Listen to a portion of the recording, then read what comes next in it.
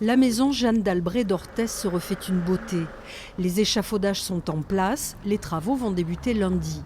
Construit au XVe et XVIe siècle, racheté par la mère d'Henri IV en 1555, l'édifice accusait le poids des années.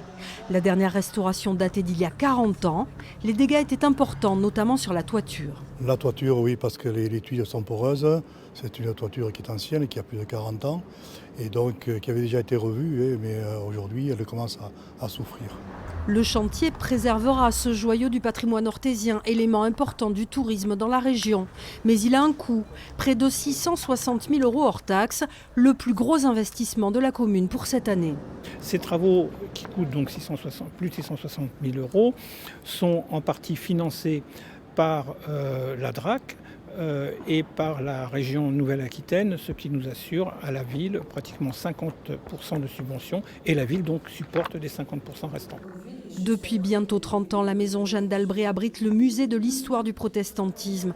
3000 personnes le visitent chaque année.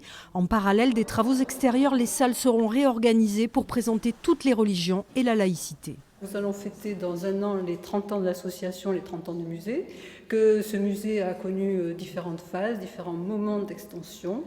Et donc c'est une manière pour nous de nous projeter dans l'avenir avec un espace muséal élargi, avec un parcours refondu. Le musée restera ouvert pendant les travaux et pour aider à la conservation de la maison, la Fondation du patrimoine a lancé une souscription sur son site internet pour que chacun puisse participer à la restauration de cet emblème de l'histoire protestante du Béarn.